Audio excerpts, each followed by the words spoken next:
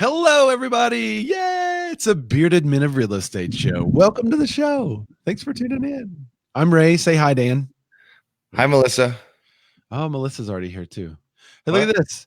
Eric Daniels tuning into the show. Stubbled face. What's up, Bearded RE dudes? What's up, man? Thanks for What's up, joining my the man? show. And then Tim Macy chimes in with the truth. He says, sexiest dudes in real estate. I'm going to venture right now to say this is the truest statement of all statements by any person on the planet of 2020. That's right. So thank you guys for joining the show. As you can see, if you join us live, we could display your comments and then talk about you, or we could talk about your comments. So we love the interaction. That's why we do this show live. We could just do a podcast and read the headlines, but we'd like to have a lot more fun than that. That sounds like terrible. That sounds boring. So we have a ton of good headlines. We're going to talk about the coronavirus again, which we're boring ourselves talking about it. Yeah, that would be pretty boring. We're going to talk about the coronavirus and its effect on housing because it's back in the news, even though we talked about it 2 weeks ago. We're going to talk about FICO score. There's been a change. Now it's FICO 10. So we're going to talk about the effect of that change on consumers and what it could mean for your clients who are looking to buy or sell a home. We got a whole bunch of news about inventory and shortages and the New York real estate pay brokers fees, but don't pay brokers fees on rentals. So we're going to talk a little bit about that. If you know a really good New York agent, which we've got a couple in our Be More contributors that, we would hope to have them in on that conversation too. So tag a New York real estate agent. If you know one, I'd love to get their thoughts whenever we cover that part. But we have just look at the summary there. We got a bunch of good news stories, but before we get into all that stuff, Dan, would you tell everyone what Be More is actually all about? You know what? I would love to. Now, when Ray and I met in 1987, you remember 1987, Ray? I love 1987. Yeah. I was kind of a fringe cop, not a lot of great stuff going on. And you and I got partnered up. You remember that? Yeah, it was lethal. Yeah. And you were getting too old for this stuff. Do you remember that? Yeah. I was like a weapon. A lethal weapon. Yeah, I was a lethal weapon. Griggs. Yeah. Oh, I'm getting too old for this shit. Beep. It's a quote from a movie, so it's okay because we're a family show. No, I wanted to do a quick one. So I don't know if I'm going to do this every week, but in case you guys don't know, I come up with a movie every week to kind of say how we met. Obviously, Ray and I didn't meet in 1987. I wasn't a full-on all consumed by madness cop at the time, and he wasn't getting too old for this stuff. Following the death of your wife. Following the death of my wife. I didn't live in the trailer on the beach. I don't know how the trailer got on the beach. Right. But it was there. And you were not 2 weeks from retirement when we joined up. No. But it is episode 87. And that movie came out in 1987. 87 episodes, Ray. That's 87. Right. It's been a wild ride. We have a special announcement on this show. Yeah, Ray was at a thing last week, and there's some good stuff there. That's why we couldn't do last week's show. But anyway, I'll get back to it. We did not meet in 1987. I was 30 back then, and Ray was only about 3 or 4, so we didn't know each other then. That would have been weird. Anyway, it's going on about 3 years now that I don't know why my voice just Peter Brady'd, but it's going on about 3 years that we've known each other. And I had an idea for a show because I am in fact a bearded man of real estate. And when I met Ray, I noticed something very interesting about him. He only drives monster trucks. Did you guys know that? I do, actually. Yeah, only exclusively. Crazy. He has a new electric one coming out, which is pretty cool. Today, I noticed that he also had a beard as well, but he had a layout for a show, more importantly, and it's the same layout we do today.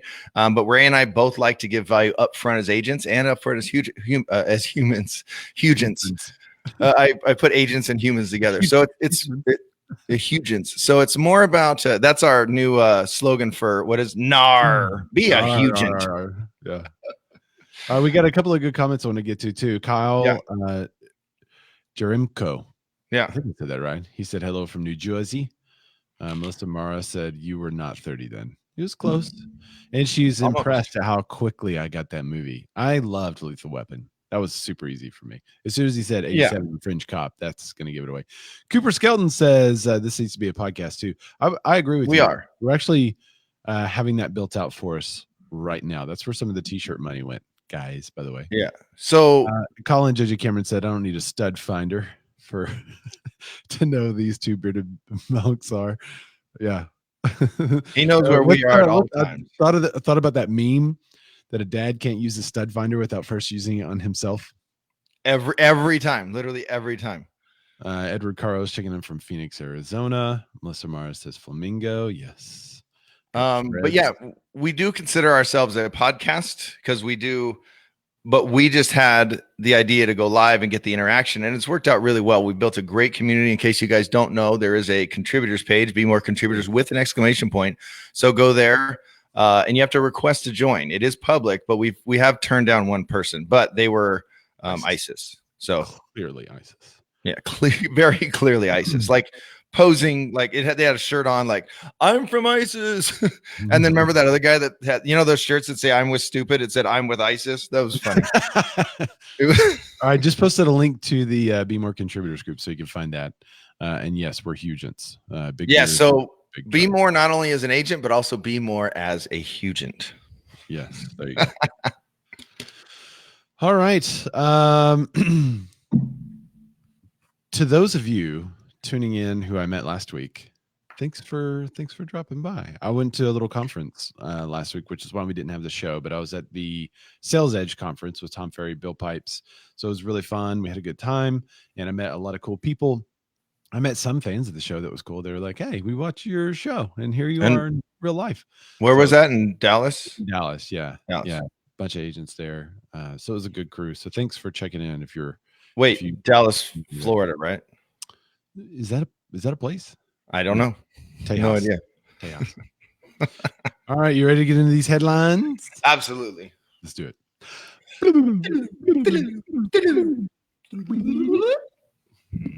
All right. Housing inventories. If you're a real estate agent, run these numbers on yourself and see if this matches what you're seeing. Housing inventory falls to a record low. Dun, dun, dun. So this report it's in Realtor Magazine, but they use data from realtor.com, which I thought that was interesting. I mean, surely realtors have their own data, but it uses data from realtor.com. Yeah. Here's the summary. The U.S. housing saw the steepest year-over-year decrease in January in more than 4 years. It's down 13.6% annually, according to Realtor.com report. New supply is even down 10.6% compared to last year's. Now, Realtor.com only started tracking this figure in 2012, and it's the lowest recorded inventory. This is a quote. Home buyers took advantage of low mortgage rates and stable listing prices to drive sales higher in the end of 2019. That's the first time I've seen the word stable listing prices in a long time. Further depleting the already limited inventory of homes for sale, said Danielle Hale, Realtor.com's chief economist. With fewer homes coming up for sale, we've hit another near low for sale listings in January. Near low of for sale listings in January. This is a challenging sign for the large numbers of millennial and Gen Z buyers coming into the housing market this home buying season, and it implies that the potential for rising prices and fast selling homes, a competitive market. In fact, markets such as San Jose and Northern California, which saw inventory down nearly 40% last month, are seeing prices grow by 10%, while the homes are selling at a blistering pace of 51 days. Yeah. So for us, that's not really that. Is that blistering? That's not a blistering pace for us. No. Is that average national 51? I think it's just talking about in those areas in San Jose and Northern California. It says a blistering pace of 51 days and a rising price of 10%. Okay. So I guess if prices are going up 10%, you would consider that pretty quick still, even at 10% higher.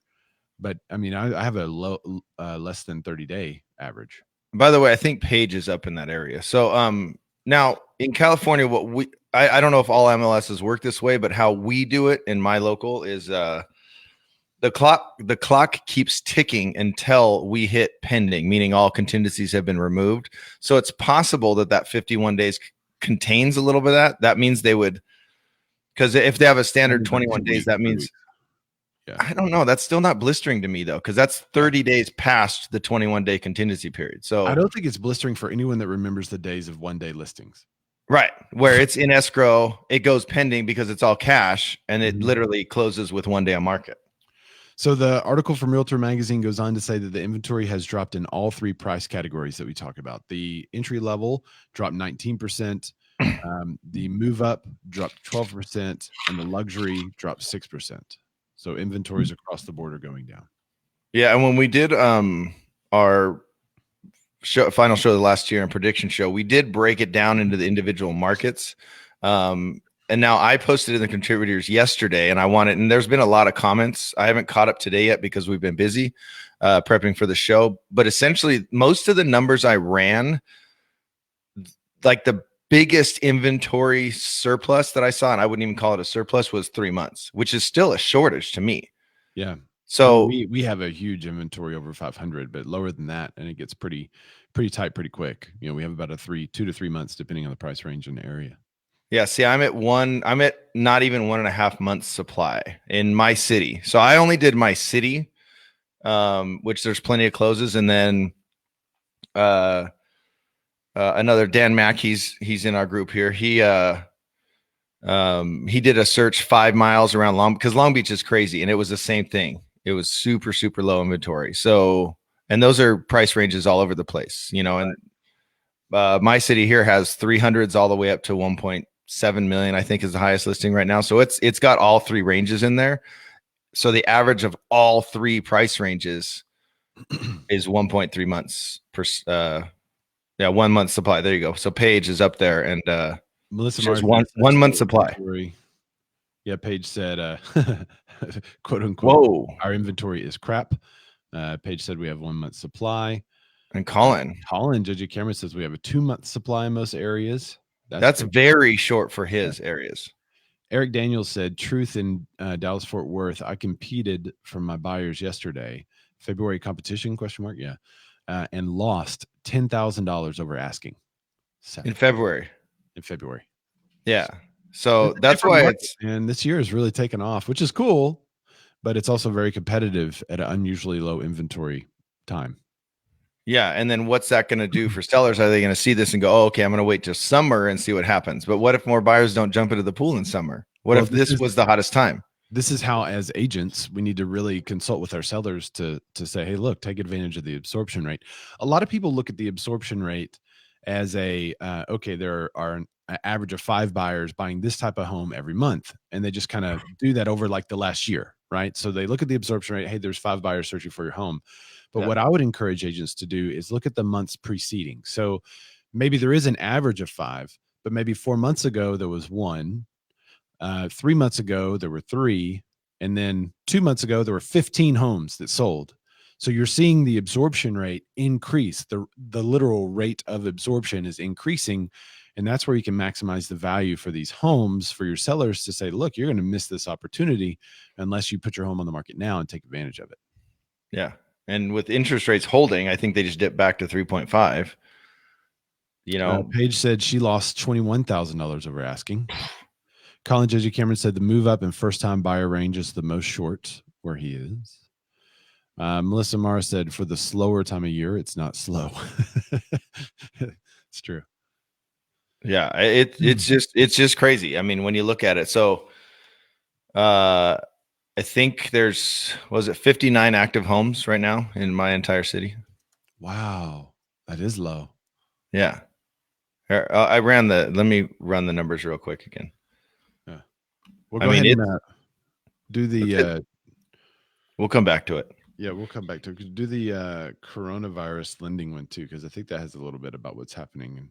It does. And then we're going to hit on the coronavirus in a little bit. So mini mortgage refinance boom continues as coronavirus keeps rates low. An article from CNBC states that mortgage lenders were busy last week, but mostly with current homeowners looking to take advantage of low mortgage rates. Total mortgage application volume increased 1.1% compared with everyone else or just me? Huh? Dan? What? Dan Bueller. Oh, I'm here. Bueller. Uh-oh. Can anyone see Dan? I can't see Dan. Oh, nope. Dan's gone. What happened? Oh, here he is. I'm adding him back. Hi. All right, Dan, you're back. That was weird. And my friend too. It just went black. So just restart from the top of that. It's fine. All right. So mini mortgage refinance boom continues as coronavirus keeps rates low. An article from CNBC states that mortgage lenders were busy last week, but mostly with current homeowners looking to take advantage of low mortgage rates. Total mortgage application volume increased 1.1% compared with the previous week, according to the Mortgage Bankers Association's seasonally adjusted index. Refinance demand drove the volume, rising 5% for the week and a remarkable 207% compared with the same week 1 year ago. That's a big jump. That's huge. I mean, up 100% is a double. So it's doubled their double.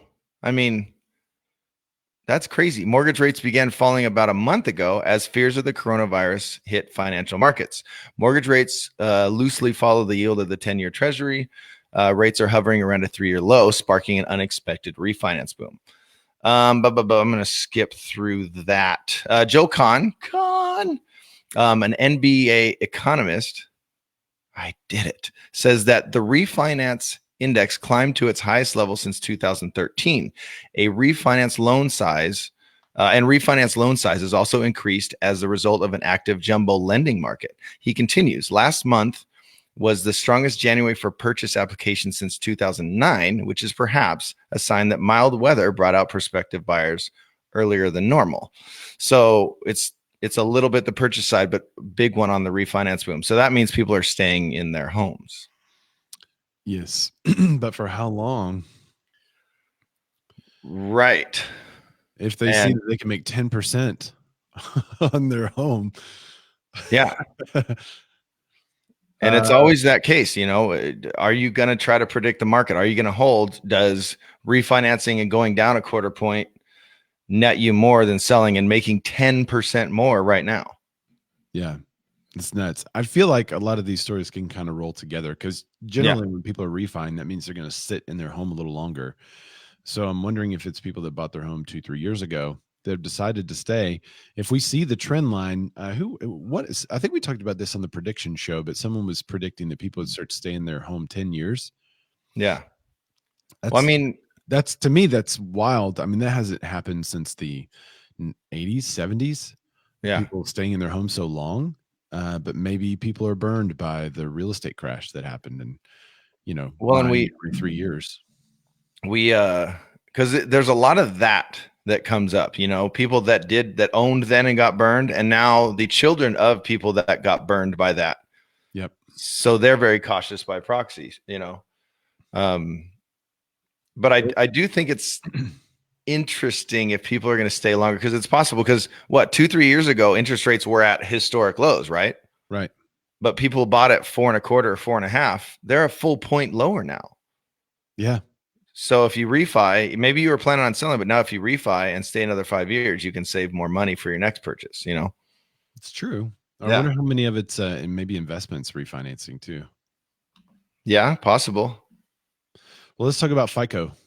Since we're on the loan, FICO's changing. We're now up to FICO 10, if you've been keeping track. Mm-hmm. So the FICO score has a new model, but it might not really matter for most consumers. It is anticipated that about 40 million consumers will see a score improvement over 20 points. Another 40 million will see it drop more than 20 points, and there's 110 million that shouldn't see much of a change. The primary reason for this change is that late payments and debt are treated more severely under FICO 10. And this is what I thought was most interesting. Information about your credit balances and payment amounts over time, or what they call trending data, will be considered.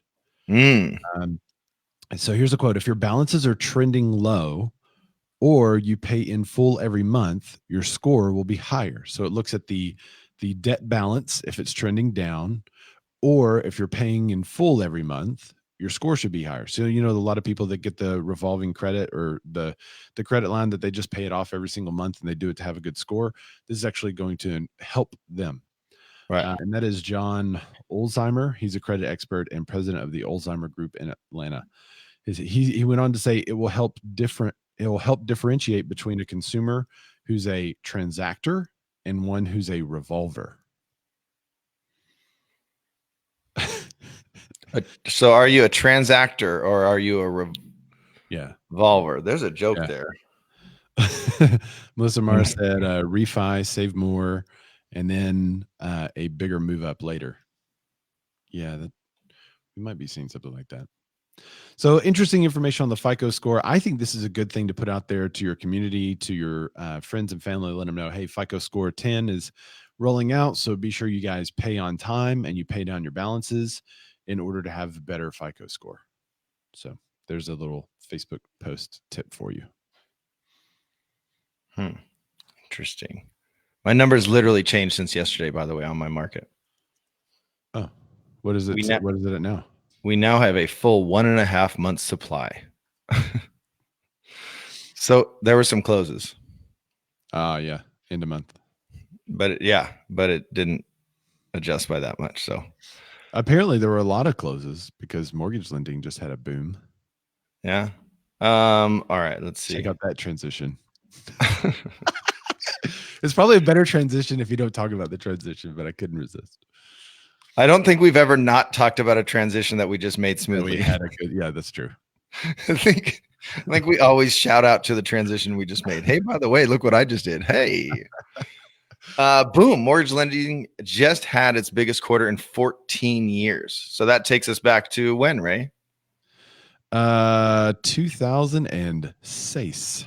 Yeah, what was going on then? Madness. That was we were embroiled in full-on madness at that time. I think it would be crazy good by many people's standards, except for the subprime market. Yeah, where people started betting against.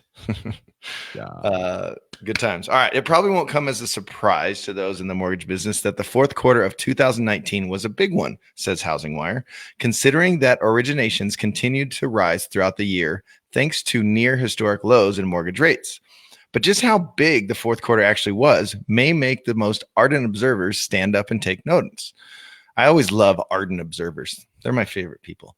To that point, Housing Wire continues, a first look at the lending data for the fourth quarter from the Federal Reserve Bank of New York shows that mortgage lending just experienced its biggest quarter in 14 years. According to the New York Fed, there were more than $750 billion in new mortgages originated in the last 3 months of 2019. That is a lot. More than in any quarter since the fourth quarter of 2005. So they're going from 2019 back to 2005. That's their 14 years. It's a stark reversal from the first quarter of 2019 when there were only $344 billion in mortgage originations. So the year finished very strong. And that last 3 months is when we're all getting ready for Thanksgiving and Christmas and stuff, right? It's supposed to be. You know, that's when people are spending money on other things other than homes, but apparently that changed. Fast forward just a few months and originations, which the Fed measures as appearances of new mortgage balances on consumer credit reports, hit 752. It says million, but I think it means billion in the fourth quarter. According to the New York Fed, much of the growth over the third quarter, when there were 528 billion in originations, was due to a large increase in mortgage refinances. Again, going back to stories kind of intertwining today. But we've always talked about it on the show. When we talk about loan originations, when they're booming, right? Yep. Is it for purchase or is it for refinances? And refinances have stayed very consistent over the last, 6 months because of interest rates? Yeah. It's only recently it's really boomed. It's gone up again. Yeah, because when we were, the first year-ish of the show, I would say that it was people were either buying or they were refinancing. It wasn't both. Yep. Now it seems like it's a little bit of both because interest rates are crazy low, crazy Larry with crazy mortgage rates. Which maybe we should. No, I guess we'll keep the order the same. We're going to hit on more of this a little later too, I think. Melissa was in high school. I was 50. 14 years ago? Yeah. I was 50. So sad. I'm doing the math from 87. If I was 30, yeah, I was 50. Speaking of old people, let's talk about Coldwell Banker boosting diversity. Nothing to do with it. I think we just end the show. I think that's it. Yes. So That's if you know a We're Coldwell good. Banker agent, tag them. We can retire. That was it. Let's retire. That was good. Yeah, it's done. Okay, so here's the story from Inman, and I'm going to kind of boost. I'm going to kind of read this from Inman's article. So I'm going to skim it live as we go through it. So, Coldwell Banker to waive franchise fees in a bid to boost diversity, a new program that will allow real estate professionals who identify as minorities, LGBT, women, or military veterans can start Coldwell Banker franchises without paying a normal franchise fee. Now, I know a lot of you got really excited because you thought, hey, as an agent at Coldwell Banker, if I identify with a minority, military veteran, or LGBT man or woman, I don't have to pay the franchise fee that they charge me. That is not what they're saying.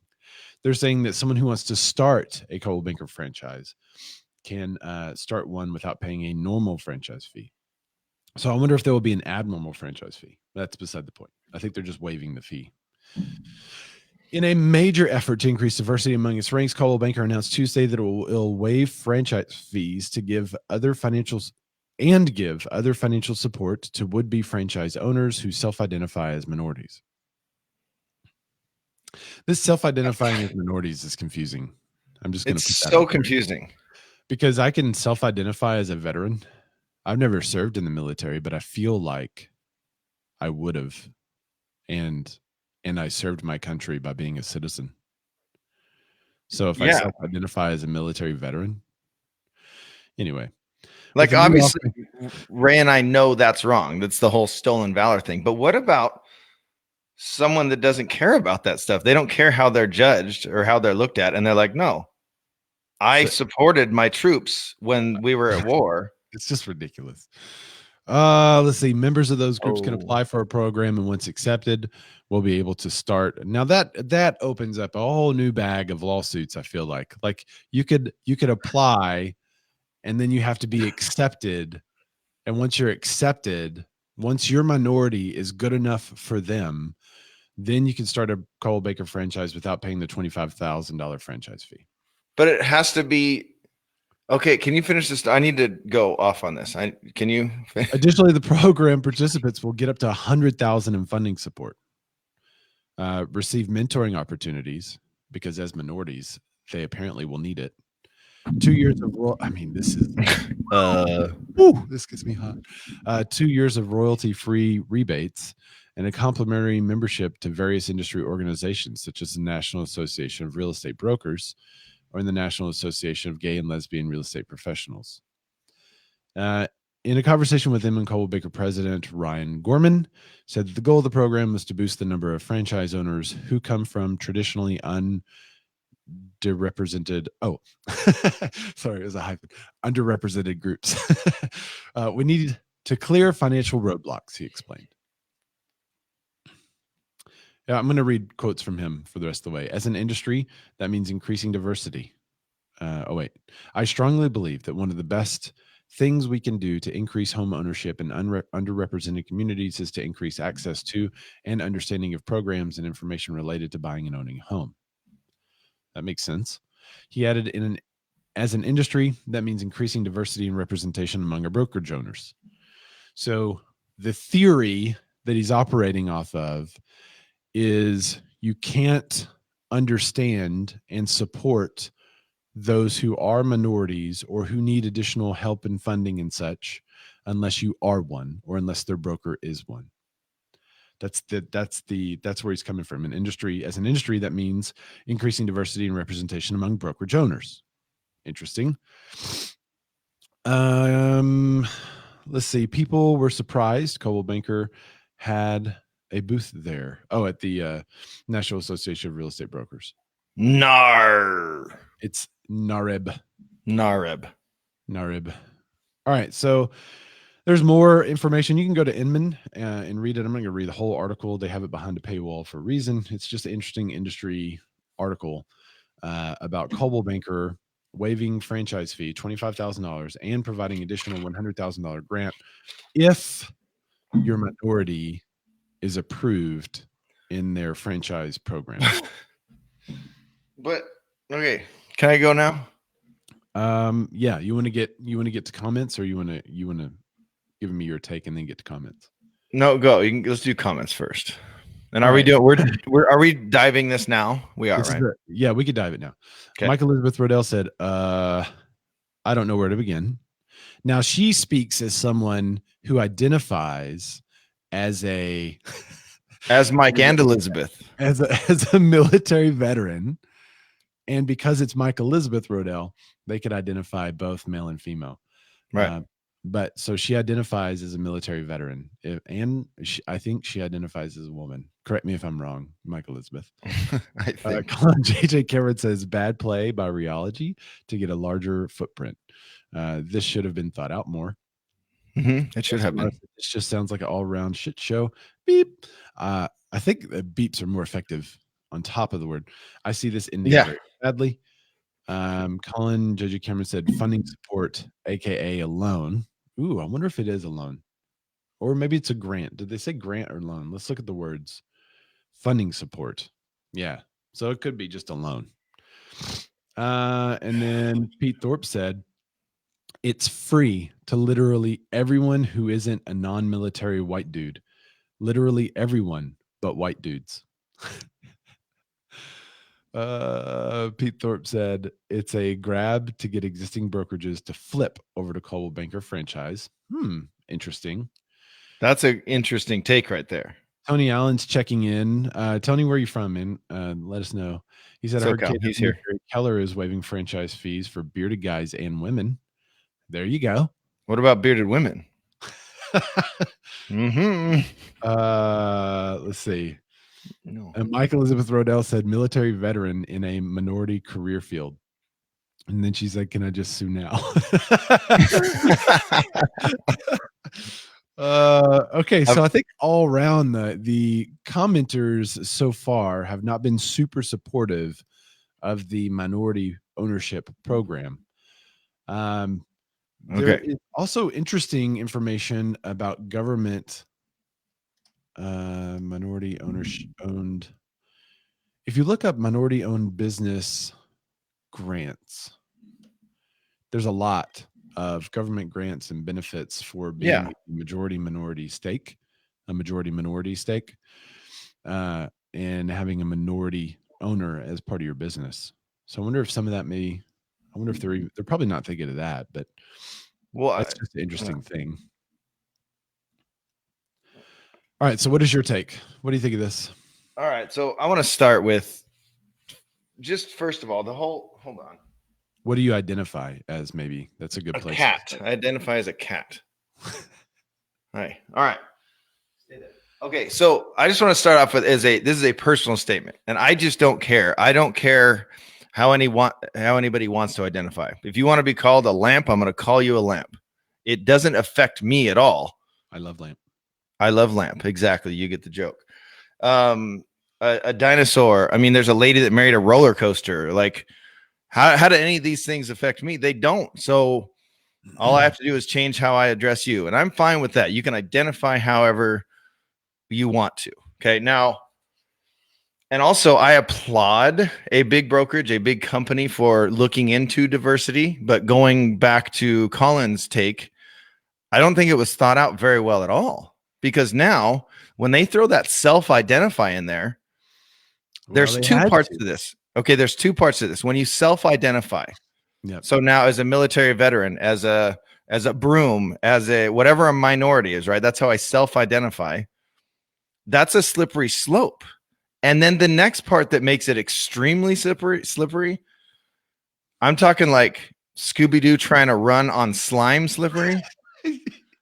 If you can picture the image from the 60s when I was a child watching TV. When they say if they approve your identification status. Yeah. Okay. So if they approve your application. They have to approve their application, right? Yeah. So I come in and say, no, identify as insert whatever identification here. And you do not approve me, but you approve someone else. Right. Because they're basing it not on. That's where the problem arise. Right. They're not doing any stats and facts, meaning in this area, it is difficult. Like the NFL always comes out and says this, or the Major League Baseball. There's not enough black owners. There's not enough black or African American coaches. So they have programs in place to, and they have stats and facts behind it that they're really trying to do a positive thing to give more opportunities where there may not be opportunities. This starts off, I think, maybe as I think Pete has a little bit of, I think his is how do I say it? The first little pinhole they're trying to get brokerages to flip over. But I think it opens up a can of worms.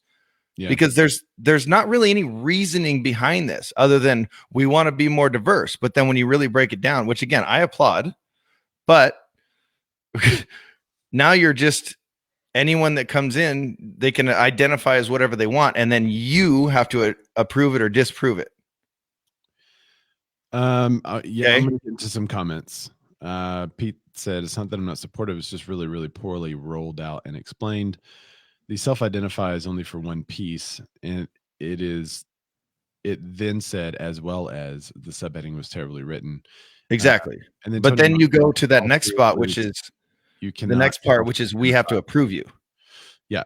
Tony Allen said, in all seriousness, you cannot self-identify as you're referring to in jest. We've not expounded on there as a social society. And I would say that potentially you could. There could be some people that would attempt to self-identify as something that you and I might think is crazy in order to get a benefit of $25,000. Right. And also, by the way, we live in a very litigious society. So what if they start this process, get denied, and now just sue? Yeah. That's the problem, is they're opening themselves by creating a program that on the surface seems good. I think sure what they're attempting to do, add diversity to the group of owners in Coldwell Banker. Right. Right. I don't know that incentivizing like this, how they're rolling it out and the language they're using makes it attractive. And also, I think it's a little too broad of a stroke. I think it needs to be we've noticed that in this areas, because of these stats, we have less A, B, and C. Here's what we're trying to help. Yeah. And here's how we're going to help, not just. Well, I mean, he said, I strongly believe that one of the best things we could do to increase home ownership in underrepresented communities is increase access to and understanding of programs and information related to buying and owning a home. Yeah. Totally. Starts with the color, creed, or race of someone who owns that brokerage. I would say it has well, maybe it's tougher to own one in those areas. Maybe. I don't know. But you could own a Coldwell Banker in a city away and still have agents that live in that city. Correct. Right. So maybe that should have been the outreach. You know what I'm saying? I think there's a link that some would argue needs to be there. In order to have a full understanding, then you have to be one of, right? That's the link that they're making. Yeah. That I would argue is not there. I think I could understand what programs would benefit a veteran without being a veteran. Right. But it needs to be more of an all-encompassing program, not just a poorly laid out cash grab or whatever. I don't know. I just, again, I applaud the attempt at diversity or creating more, diversity. Pete Thorpe said, here's the actual text. Is available now to any real estate professionals who identify as racial or ethnic minorities, as well as women, military veterans, and agents who identify as LGBT. Okay. But the identify is the word. It needs to be who are. You are a military veteran. Yeah. Melissa Mara said the execution is off. Tony Allen, I love you. He said, Rachel Dolezal tried. Does it play out in the public space very well? Right. She did. I was going to bring that up. Nice work, Tony. Google. Tim Macy, I think, has the breakdown. Coldwell. Wait. What's his name? Tim Macy, hashtag whiteboxing of the Tim Macy show. Yeah, there you go. He said, Coldwell, quote, I told you that new star thing wasn't going to work. Banker, you have a better idea? Coldwell. Hold my beer. Yeah, hold on here. So if you don't know the new star thing he's talking about, they're talking about the new logo they tried to roll out a little while ago that looked like the Turkish flag or something. Yeah. Pete Thorpe said also Didn't want work. to know their current ownership stats. There are way more women in real estate than men. That is true, but I think a majority owners are men though. I would be interested in seeing that. I'm just saying that off the top of my head because I feel like that's what I've seen in the industry. But Pete, I agree with you. There are way more women in real estate as agents, but I wonder about the ownership groups. Former NAAC chapter president Dolezal is known for identifying and passing as a Black woman while being of European ancestry and having no verifiable African ancestry. Tony Googled that for you. Yeah. There, put that on the screen.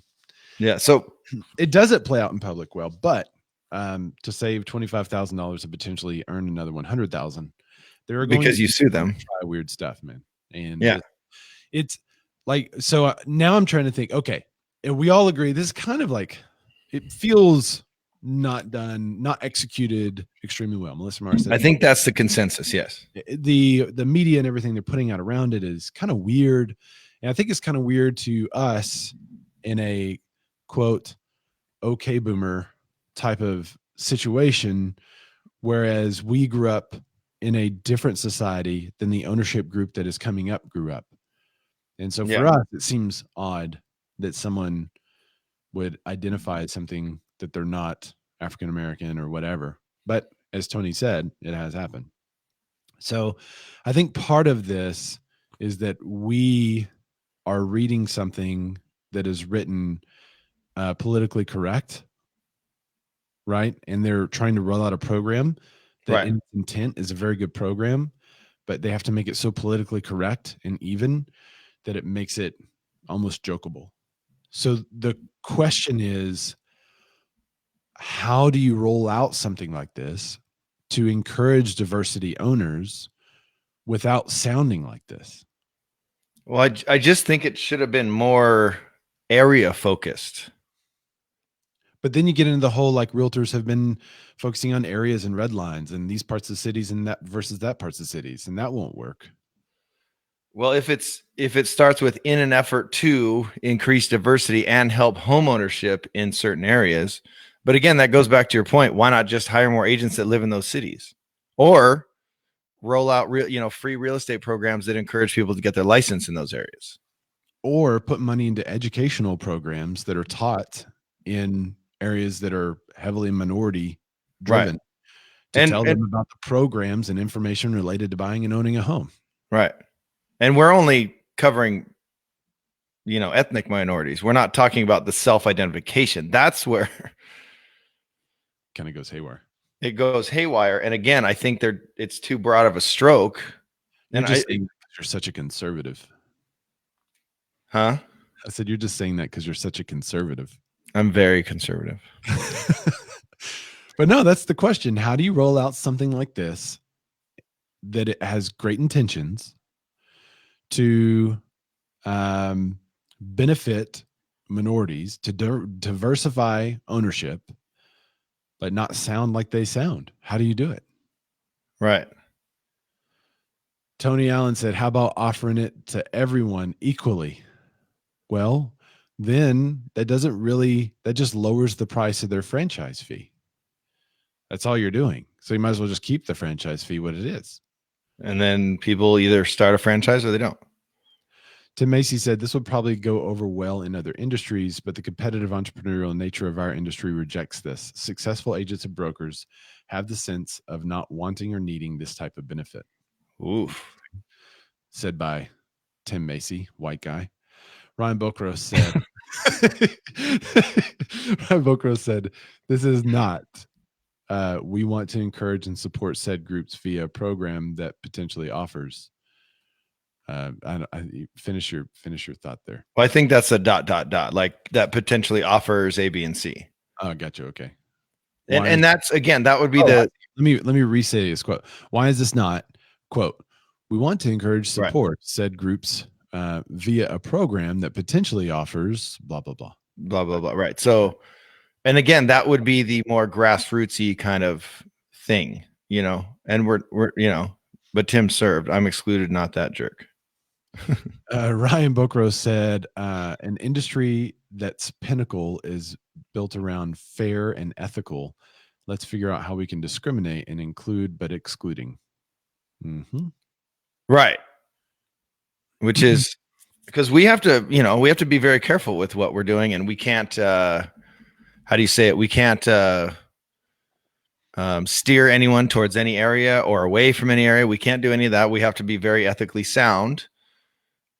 And then I'm not saying this is not ethically sound, but it just could have been done much better. And this is also doesn't smell right.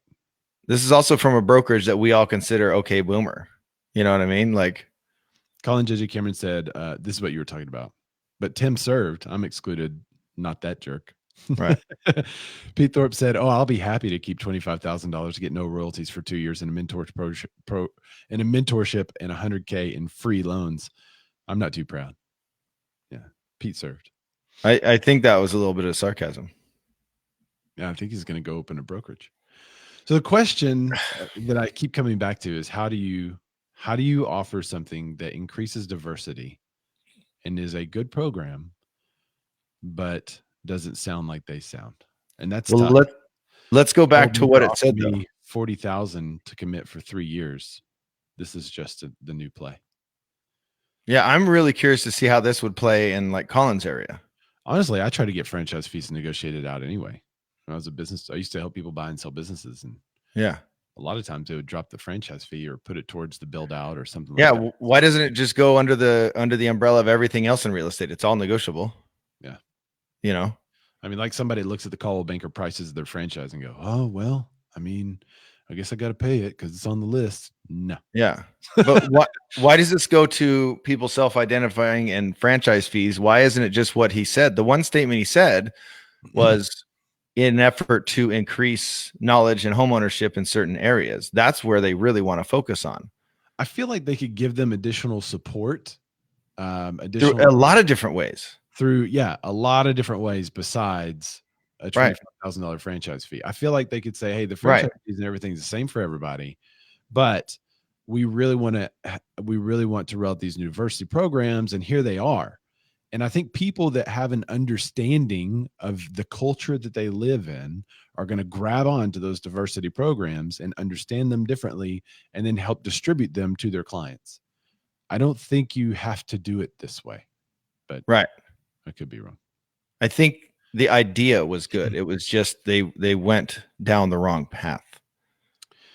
Dusty Martin, who I believe identifies as a female, said, "I want to know how you can offer perks to one group based on race, ethnicity, gender, sexual orientation, etc., but not another." But Dusty, you're the one getting the benefit. So, yeah, I agree with you, Dusty. And I just don't think this is all about, what's up, David? Yo. I don't think this is all about, race. I think that's, I think this is,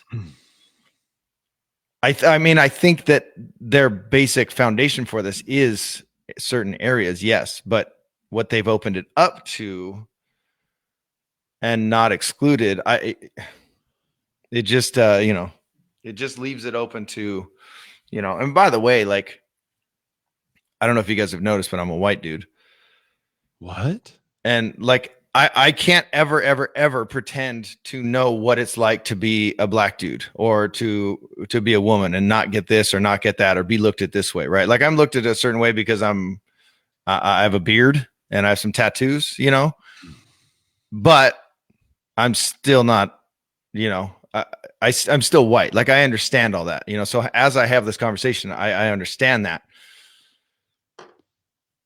But again, when I just keep coming back to that self-identify, or I was in the military, but I really wasn't, like, can I qualify for a VA loan or can I not? Like, yeah. What is that form? The SR-22? Do I have that or do I not? You know what I mean? It's basically saying I can have it because I'm a woman, but my husband can't because he's a straight white guy. Yes. Well, he can. Is he straight though? He just has to pay full price. So right, he can still get again. Okay, You just got to pay full price. But I think that's our reaction to it. I think that's me being a white dude going, wait, why can't I have the discount? I think we have to be careful of entitlement. We do have to be very careful of that. That's me going, wait, if I want to franchise, it's 25 grand, but if you want to franchise it, they're going to waive it. So we got to be careful of that line of entitlement there. We have to think back to what have they gone through? Have these minorities tried to get a brokerage before? And it's difficult because A, B, and C. But again, these are the can of worms I'm talking about that if they would, sponsor a program at local schools that help kids learn about A, B, and C. And then, recently graduated high school students that maybe can't afford college. Maybe you have a local, 5 or 6 local real estate brokerages or real estate schools that offer free or discounted services. And now they can become a legit agent. And now that's their new life. I mean, there's a lot of different ways they could have gone around this, but just, and we got to be careful. Again, entitlement is a crazy thing in America right now. Okay. So you have to walk the line between, and I without knowing exactly, stats and facts behind every single neighborhood and area around the country, my knee-jerk reaction cannot be, well, wait, why do you get it and I don't? I just can't do that. That's how my mind works. I can't do that. Right. But what I can do is break down, well, wait, if you're offering it to these guys, what was offered to the other side first? And also, why are you really offering it? And how could you have done it better? That's my entire take on it. If that makes any sense, I hope it does. Yeah. When I first read it, I had the same reaction everyone else did. Like, that's a weird phrasing. But then I started thinking about it. Like, as a company, if I want to roll this out with my brokerage, how would I roll that out and not sound like them? And it became very difficult for me to think through that process. Right. But you would have, by the way, gingers are a legit minority. So yes. Ryan Boker says Reology has a business intelligence division that could easily identify and reach said minorities to encourage ownership through franchise sales. A public play of this type seems to be an attempt to grab a PR play. Yeah, that and then good summation. Dusty Martin says, see, you can't pick winners and losers based on race and gender. And she agrees with you, so I'll put that up there. She said, there you go, Dan. Alrighty. I changed your article, by the way, Dan, because the other one we had on there was a duplicate. So yeah, we did double it. Is there a different one in there? Yep, I already put it on there for you. There he goes again. So I don't know what happened, but I can't see Dan. Oh, really? This is weird. I'm just waiting. Dan, I'm gonna drop you down and then pick you back up. Yeah, I just hit. Have you got side for some reason? Oh no, he's gone, and now he's back. That's weird.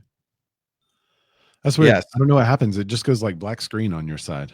Yeah, because I'm still there because it literally I stayed there. Usually I hit stop camera and then come right back in, but it kept me there and then counted down like I was in the lobby coming on without me ever leaving. It's weird. That's weird. Yeah. Dusty Martin said, amen. Free education is probably the way, or work to earn programs, but you can't say you just have something in one group based on skin color, not to the other. There's plenty of disenfranchised low-income white kids in middle America. Education and poorer. Same goes for inner city minorities. An educational program would benefit all of them.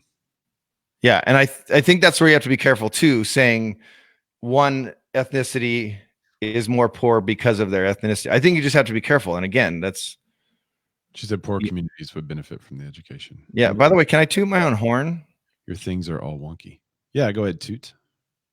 The idea about the fresh out of high school kids offering real estate courses for free or I like that. Every now and then, man. Whew.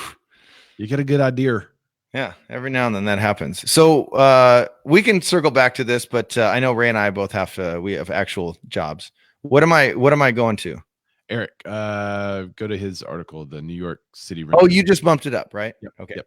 Perfect. Okay, so Eric Vasquez, he did comment, by the way. I think he was having issues connecting. So I think he's here, but he posted this, I believe he did, right, in our contributors page. So New York City renters say goodbye to broker's fees. So more broker's fees. So this is another one, Ray. Is this a good or a bad idea?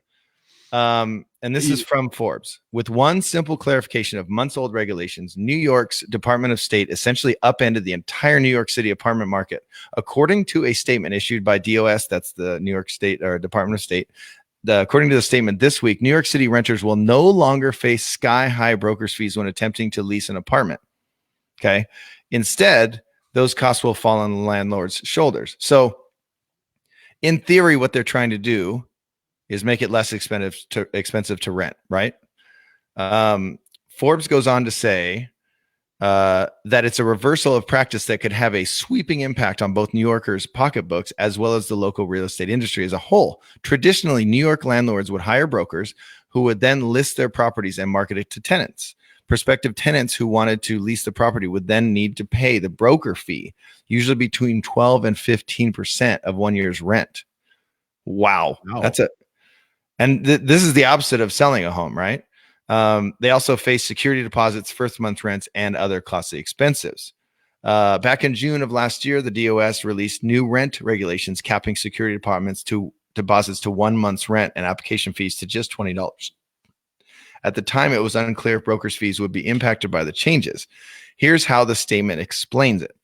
The $20 limitation applies to licensed real estate brokers and salespeople acting as an agent of the landlord, lessor, sublessor, or grantor. A licensed agent that collects a fee greater than $20 or fails to advise the landlord that such fees are prohibited may be subject to discipline by the department. A landlord's agent cannot be compensated by the prospective tenant for bringing about the meeting of minds. So what does this mean for landlords? What are they going to do now to list their homes for lease? Do you have the comment by Eric pulled up? I can see if I can pull it up real quick. His on he had a great and he's in the group now, by the way. Thanks, Eric. He also clarified it's not just New York City, it's New York. It's statewide. Okay. Yeah, because he's in upstate New York. I think he is. Right. Are you trying to find it? You want me to find it? I got it. It's just loading slowly. Back on the thing that we were previously talking about, Ryan Bokros said we're starting a program with school district here that gives kids high school credit for real estate classes. That's cool. Right. And I think that's twofold, by the way. It creates, more opportunities for agents, which I don't want any more agents in Southern California, but that actually creates agents that are educated through a controlled program. So it's kind of a win-win to me. It's not just someone going, I'm going to get my real estate license because it's easy in California. Yep. So, the Be More Contributors group, Melissa Mara posted that article, and then Eric elaborated on all this. There you go. Okay. Melly Mel posted and Eric elaborated. There you go. Because he said, here's my association's simplified explanation. The guidance document does not apply to commercial transactions, only residential rentals. If you are a landlord's broker, so if you're representing the landlord, you can only be compensated by the landlord. Landlord's brokers are prohibited from collecting a commission from the tenant. If you are a tenant's broker, you can collect your commission from the tenant, landlord, or listing broker. NYSAR has not received any guidance from DOS as to whether the dual or designated agent can collect a commission from the tenant. Brokers practicing dual or designated agency and collecting a commission from both the tenant and the landlord are doing so at their own risk.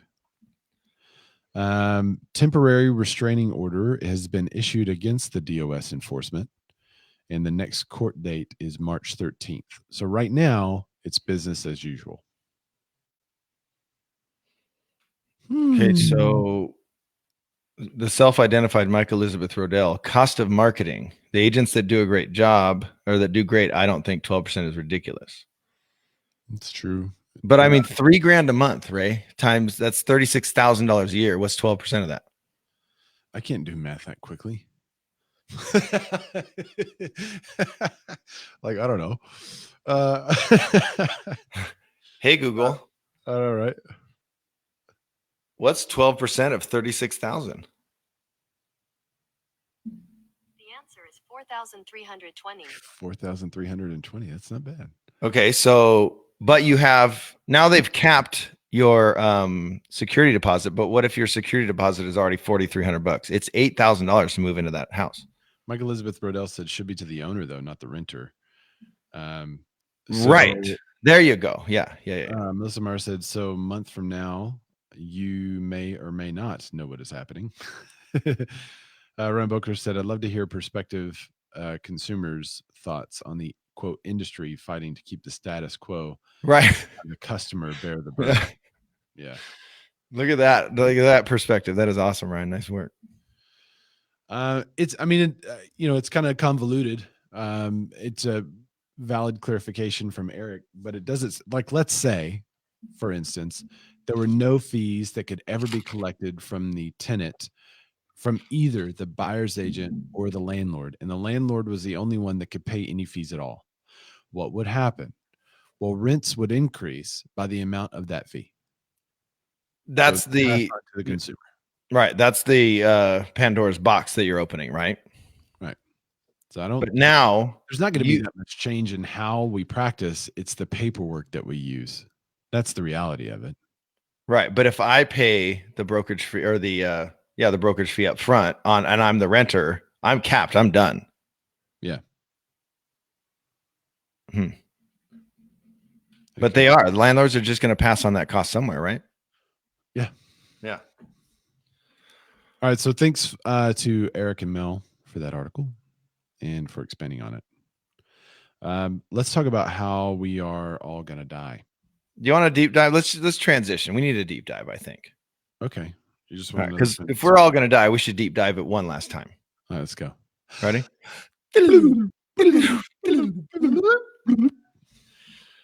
All right, here we go.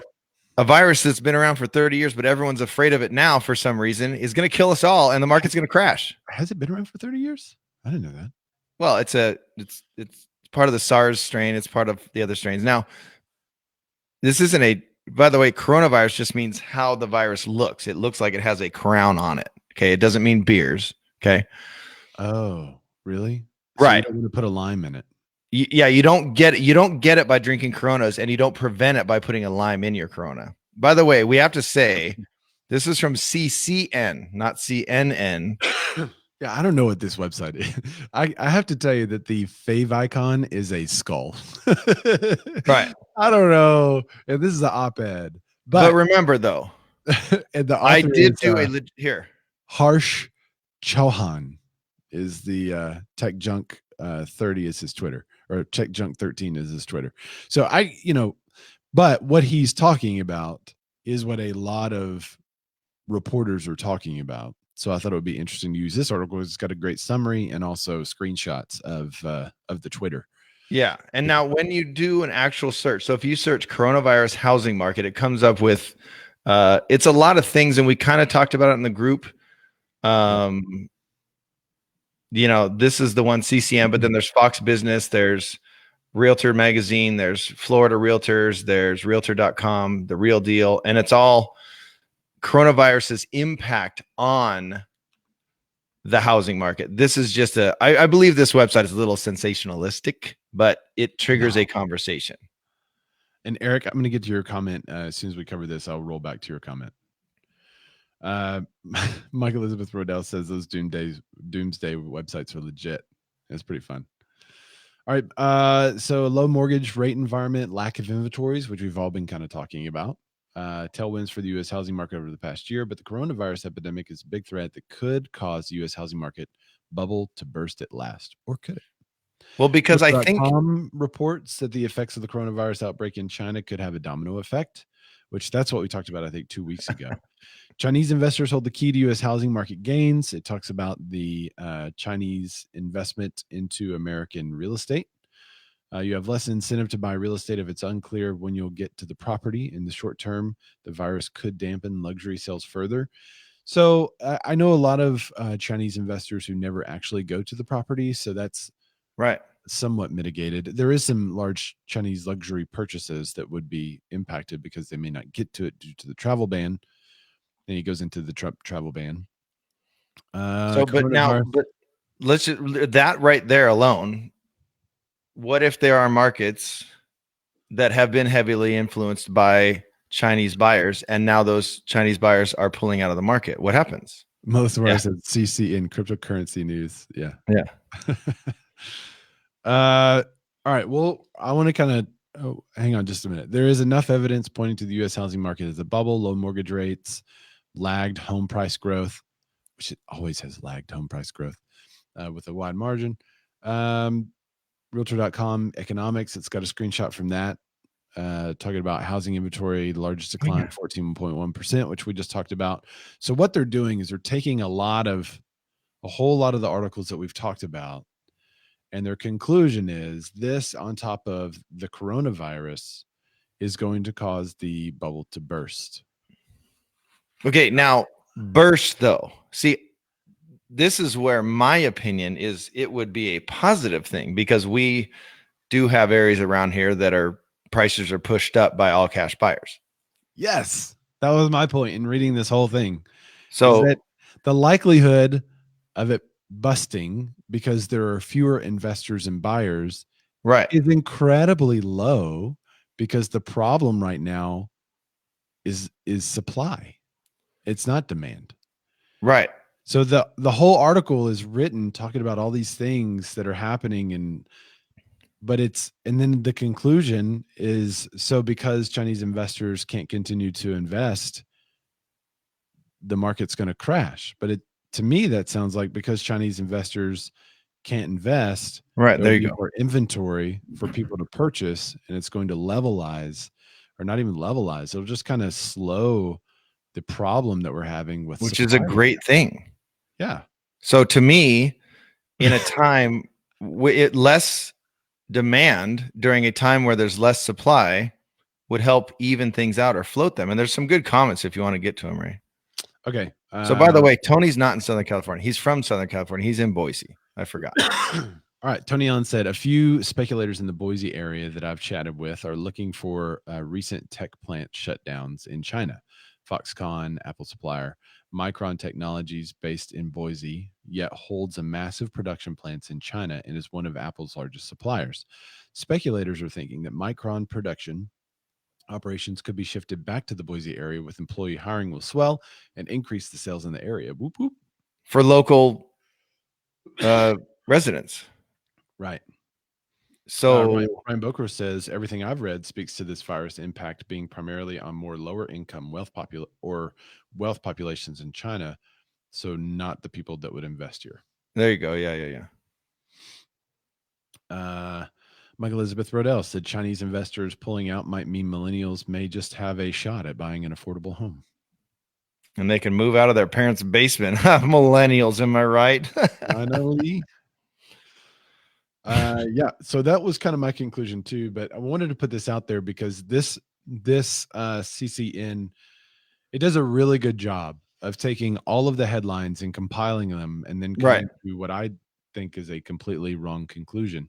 Right. So as you're reading the news, but I like that they do a really good job at that. They do a really good job of it. I mean, it's like so convincing, and then they're like, so Chinese buyers won't buy, and now you know what this is?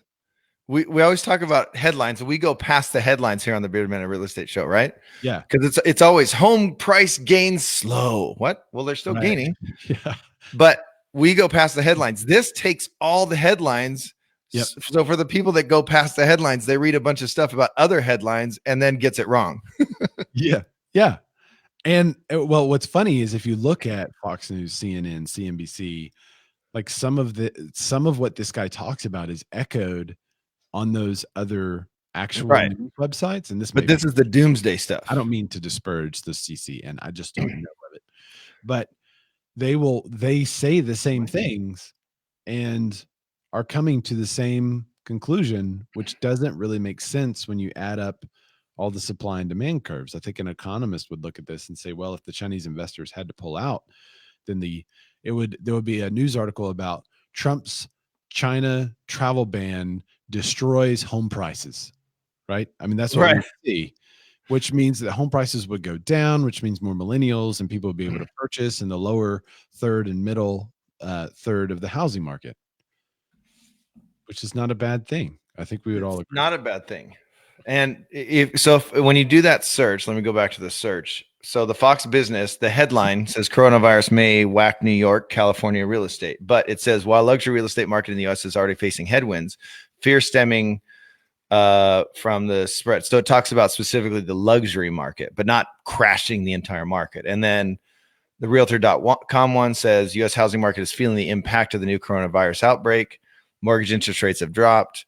So this is kind of like you said, mirroring all of the articles, but taking all the doomsdayer stuff and making it, to get some clicks on it. So, but that's what our job here is at the Beard Man and Real Estate Show, to get past the clickbait and bring you the real news. So we kind of already talked about all this, I guess 2 weeks ago. So yeah. But is it going to crash the market, Ray, or is it going to help the market? Well, Financial Times says it's premature to discuss. So we shouldn't discuss it anymore.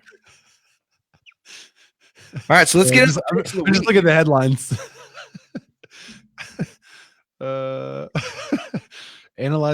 Here's the real deal. Analyzing the coronavirus outbreak on the U.S. housing market.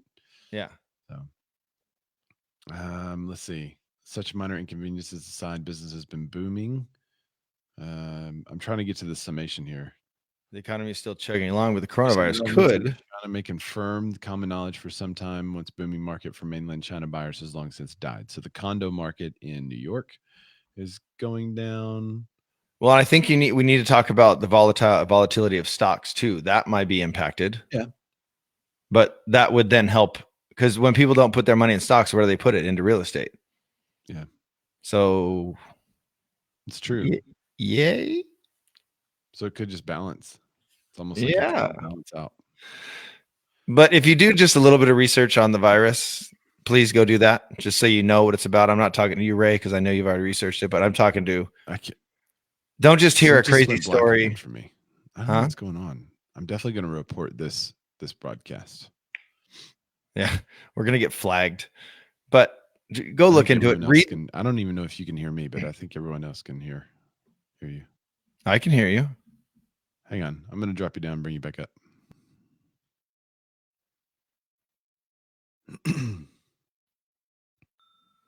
Hi. Nope.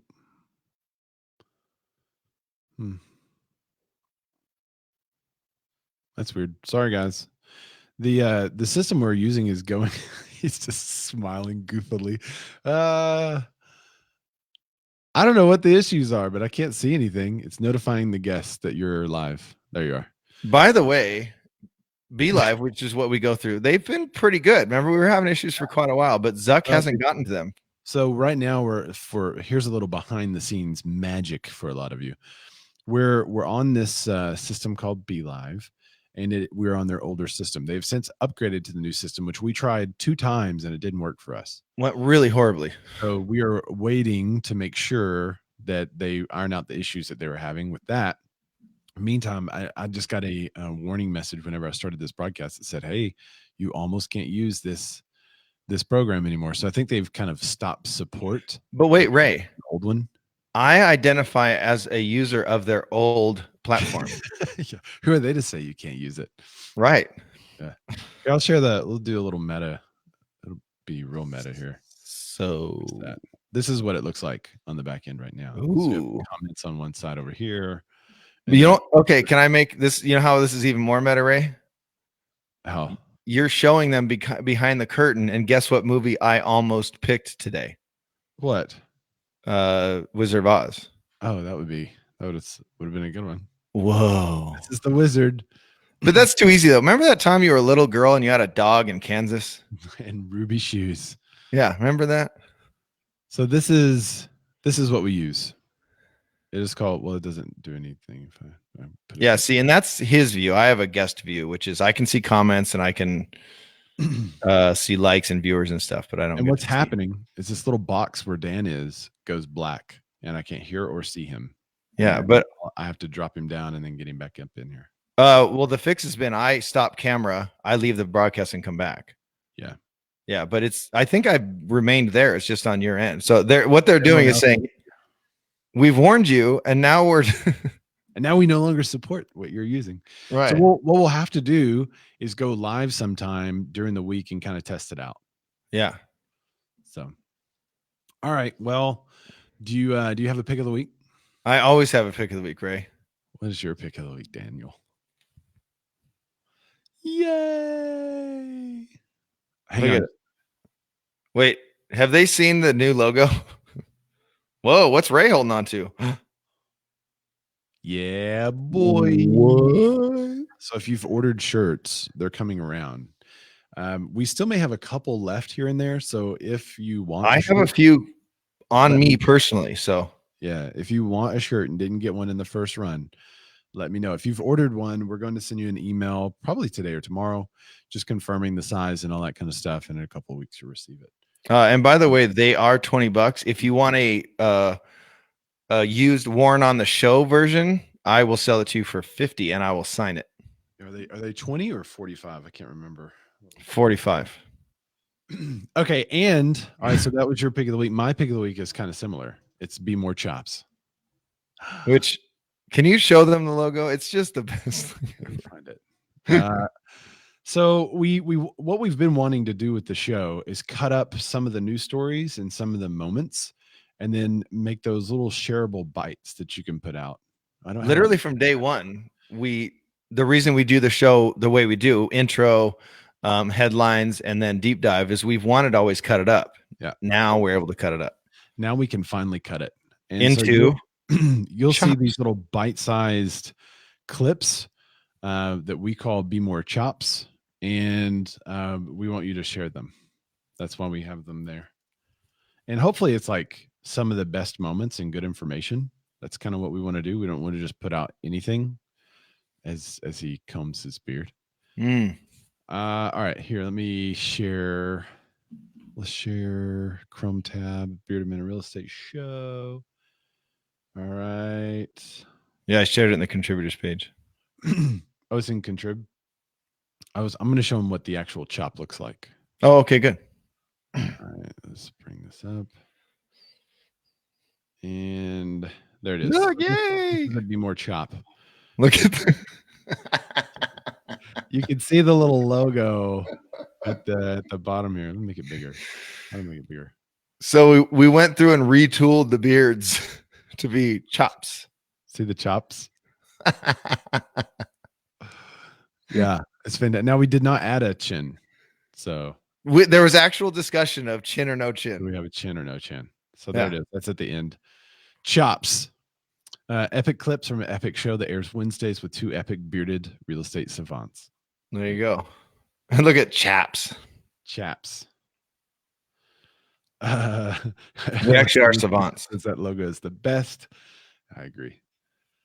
Let's first said I love you. Don't want to see your chins. Yeah. Yeah, no one wants to see my chin, by the way.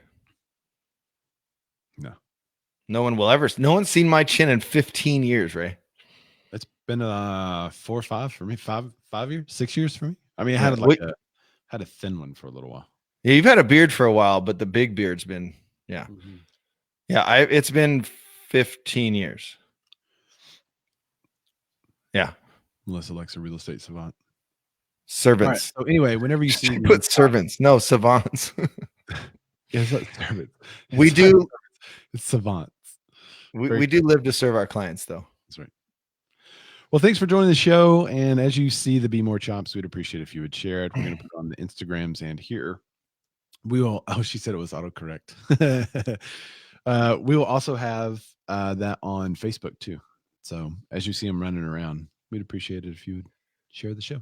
Please share the full show, share the chops, like the chops, whatever. Please, if you can, just support the show. We love doing this, but it does come at a cost. So sharing it and getting the word out there and getting more traction for us helps us, and it will attract us more sponsors. So we appreciate you guys. Yeah, or a sponsor. Well, by more sponsors, I mean a sponsor. A single one. we just want one. But we love you guys. And where can they find you, Ray? They can find me at Ray Zorback. That's at RAYZORBACK. And I prefer on Instagram. Follow me on Instagram because I'm putting more video content there. Yeah. So good stuff. And he does IG stories and stuff as well as IGTV. And I'm D-Ludwig Rocks everywhere. DLUDWIGRCKS. Go find me. Follow me. Let's have conversations. MySpace. Yeah. Go find me on MySpace and Friendster. By the way, I post a lot of stuff that's not necessarily real estate related on my Facebook page.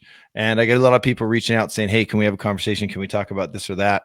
You know, either it's a social issue or something else. And I'm totally down. So reach out. Let's have that conversation. I'm here for a connection, you know, and if you're like, and I don't do that. Yeah. Yeah.